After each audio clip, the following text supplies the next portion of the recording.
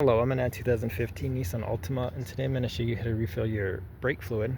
So first you want to open your hood, and with this open towards the driver's side here, you should see this cap. This goes to your brake fluid, and somewhere along the sides too you'll see a max line and a min's line for how full it should be. Again, double check your owner's manual, any trusted online source for the particular type of brake fluid best for your car. But you shouldn't need to take this off, but you could remove this if needed with the ends to get to this. But with a little pressure, just push down slightly while twisting and this cap should open.